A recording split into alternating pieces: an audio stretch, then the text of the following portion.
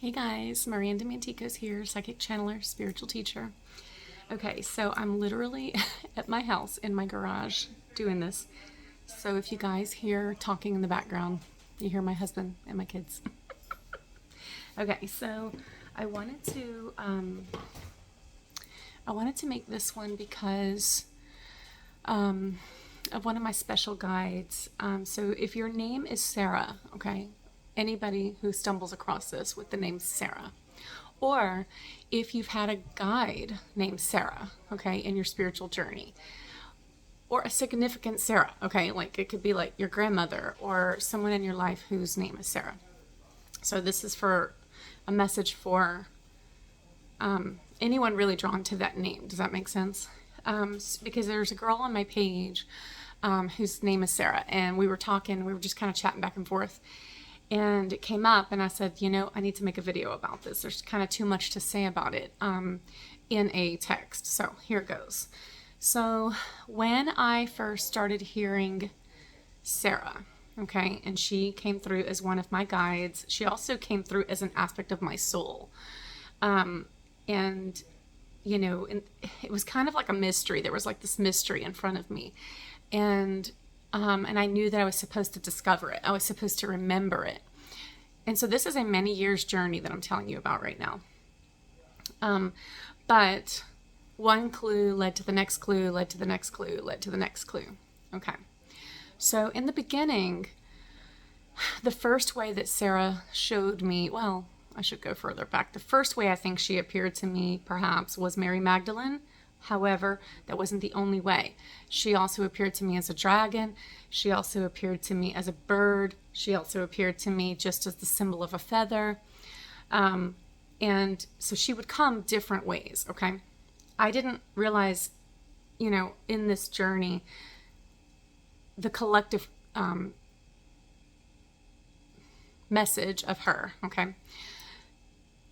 So I'm trying to articulate this the best way that I can.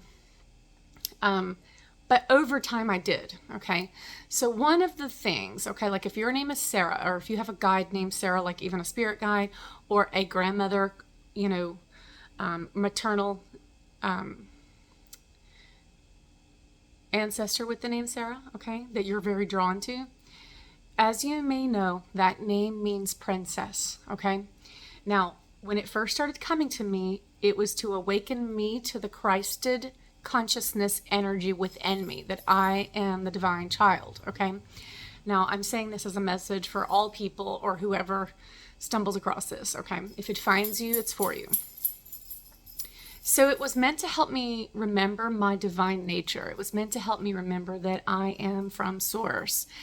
Over time, it led me to the Seraphim Angelics, okay?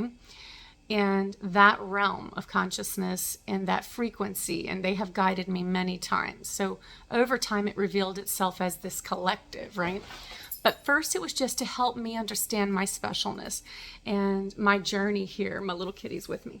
Come here. She's checking out all the stuff I have for you guys today. We're going to do a couple of these today. So I've laid out some cards and some instruments for you guys. But first, Sarah. So she woke me up to the story of Mary Magdalene in Christ. She woke me up to the child of Christ, okay? The Christed child, if you want to call it that, which I believe is a collective consciousness of sacred union. Now, okay, but it took like a years and years long journey to get to that understanding. But essentially, if you're drawn to that Sarah energy, okay, there's a reason, okay? And the reason is this. You are royal, okay? You are carrying the consciousness and the key codes and the information of sacred union, of the calibration of masculine and feminine energy, of your yin and yang, of your light and dark, okay? You're carrying this because we are here to create a new collective field consciousness. We are here to create a new existence, a new way of living, one that we remember from ancient times, one that we intend to create now and on into the future, okay? So in essence, you are a pillar. You're a pillar of an archetype, okay? Now, what Sarah taught me over the years was my dark feminine, okay? Like she brought me into the darkness. She really did, okay? Her and Mary Magdalene. And the sacred mothers. I would just call them the sacred mothers. So many. The Hathors of Egypt, Isis, Kalima, Hecate. I'm just trying to remember different ones that have appeared to me over the years. They brought me into the shadows, okay? And I do believe that that is super important, and it will be for you as well who are hearing this. If you haven't done that work, you may be leading into it now, okay? Or you may have already come through it like I have, okay? And I still go into my shadows like I still do. I think it's just, it would be, I hate to use the word foolish, but it's the only word that's coming to me. It would be foolish for us to think that we don't need continual calibration, okay? But I feel like the heavy worst of it I've come through, okay? And it's not, I don't say that to discourage anyone from doing shadow work. I'm just saying that it's not easy, okay? And I don't think that level of shadow work is necessary for every human on the planet. But some shadow work is. But if you're here as a pillar, okay? If you're here as an archetype, if you're here for the mothers, for the maternal energy, for the matriarchy, to set up the new earth, then you will have to do this deep work, okay? And you will resonate with Sarah. She will help you, okay? And in the beginning, it seemed to her, her energy when she revealed herself to me as the child, even she showed me my divine child, myself, she was so gentle and just delicate about it. Does that make sense? And then gradually this moved into a fierceness, okay? And she's definitely a warrior. She is not afraid. She's taken me into many battles in the astral, in the ether, and in this life, okay? So she is a beautiful ally to you if you are seeking to grow your spirituality, to develop your psychic abilities. You will have to understand the shadow realms on some level, and she will be an amazing guide to you, okay? And for the girl on my page who's got this name, okay, like I'm going to try to tag her in this. I feel she is very special, very. And you can just see the truth just rising from her, even just in her post, so that is really important when you carry those key codes, when you carry the frequency of what's coming, okay? It is a responsibility. It's a huge responsibility. It's also an agreement to heal some very heavy wounds, deep wounds, and sometimes it isolates you. It has isolated me, okay? I have very few friends anymore that I'm close to, that understand me. I thank God I'm still close to my siblings, and I have my husband and my children, and then I have a handful of, just a handful of people that I'm close to, okay? Like literally. So it can isolate you on your journey, because you're just perhaps going to be in a place where nobody else is there yet, okay? Or only a few people are there, and that's okay, okay? If you feel lonely, trust me, I understand you. I've been there. I'm there. But the good thing about digging deep into your shadows and going ahead and facing what has been done to the matriarchy and all of the sacred feminine, and facing that rage and processing it and beginning to convert it into power to create, okay, which is what the goddess does, it's going to lead to your liberation.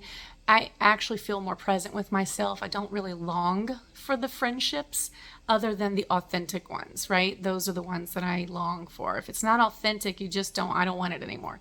And that's just where this leads you. And that's where Sarah led me, by the way. So I think that we are gradually finding each other. We are finding our tribe. We are finding our frequency. Okay, it's happening. But it's happening because we're rising into our own understanding of self and truth. So as we do that, and Sarah really helped me do that, okay, and become okay with being yourself, and become okay with finding out what your truth is. Honestly, there's so many layers of falseness here, and the false matrix. Sorry, I'm in the garage, so I'm sweating, guys. But I had to get this out because I really wanted to share this message with Sarah. But there's so much falseness. It may take time for you to really understand like what you want and what you can deal with, and what vibrates in your life at this point and what doesn't.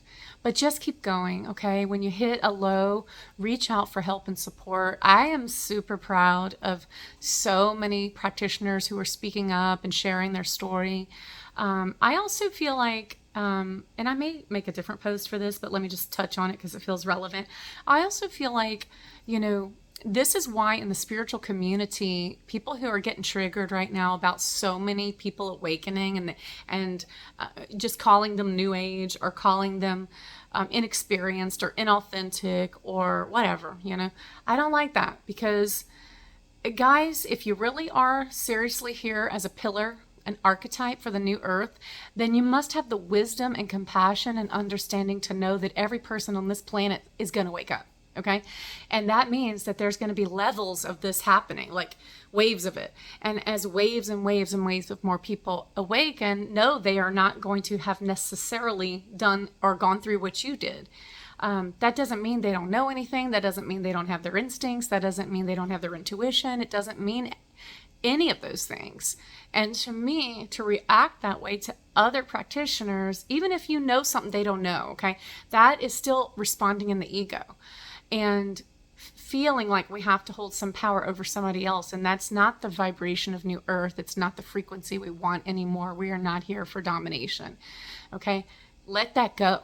That is overmasculated patriarchal thinking, and we have to let that go. Okay. People are going to wake up and they're going to realize, and they're going to start hearing telepathically, and they're going to start dreaming, and they're going to start having visions, and they're going to feel overly compelled to share their stories. And it is good. And it may look messy and get crazy and who the heck knows, but let everybody have their place, because that's, if you want to be part of the rising, then this is just what it's going to take. Surrendering your own ego and just letting it happen. Okay. So for my Sarahs, for my divine children out there, you guys are so loved and so special. And I see you, I witness you. Sarah witnesses you.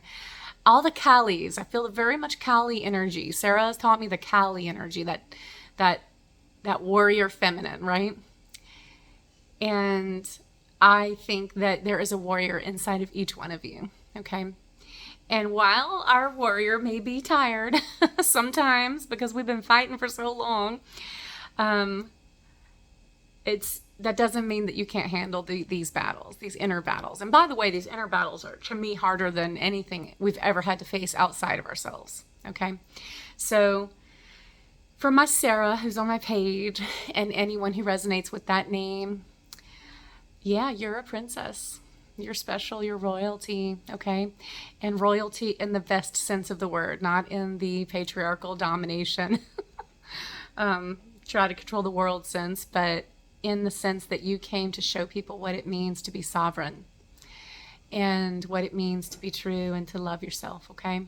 So I hope this resonates with whoever needs it. And I just hope that you all know you're special, and that we need you here. We love you, and we appreciate you being on the planet with us. And I really urge you to dive into exploring the divine child within you. And ask Sarah to help you, and ask the Seraphim Angelics, and ask Kali Ma, and that dark feminine, the goddess. Ask her. She knows. And when you're ready, the frequency of the Sky Father will come in and help you too, to calibrate. But it only happened for me when I was ready. There was such a wounded masculine, for me anyway, for many reasons, many lifetimes, and even in this lifetime, having definitely a father wound and other issues with the masculine, okay? But when you're ready, the father energy will come in and assist as well, and it will help in different ways. But right now, we're in the energy of the mother, and we need her, and we're ready for her, and she is ready for us, okay? So please explore the Seraphim. Please explore Sarah. And please explore your sacred union, divine union within yourself, the mother-father energy. So give your mother energy a voice. Give the matriarchy a voice. Speak up for yourself, okay? and really start asking yourself how you really feel about something, and then go with it no matter what anybody's going to think. Okay, just go with it.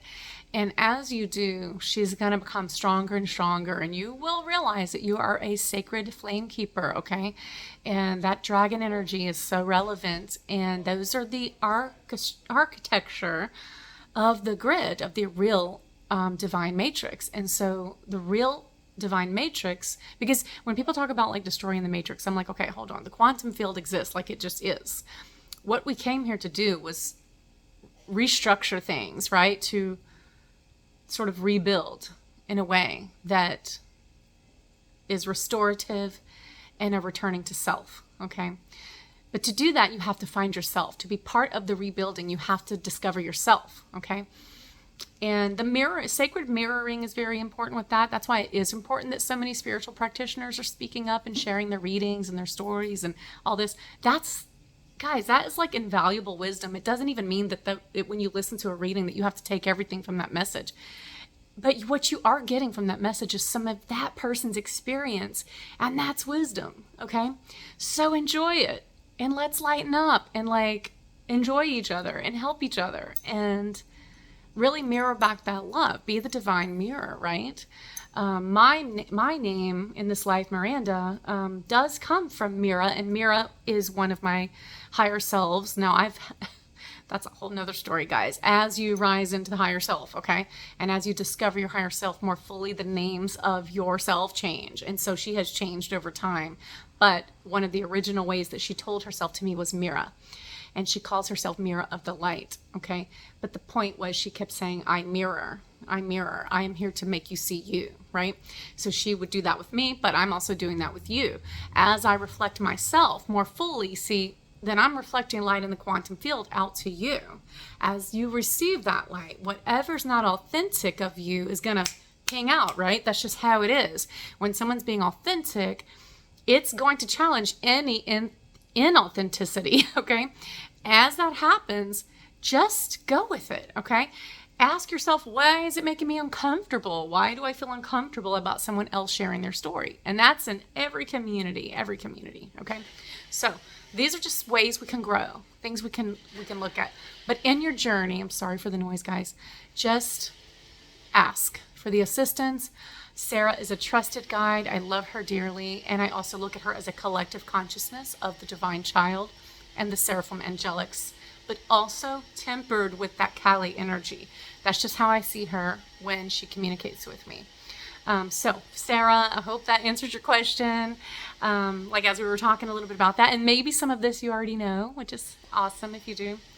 But for those who didn't, I am summarizing for you in this, 18-minute video, something that took me about 8 years to unfold.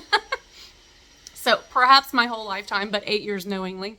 So, it could help you. It can help save you time and, or give you some clues into your own story. Okay. All right. So hope that helps. I'm going to start the other video so I can show you the instruments. Love you guys. Bye.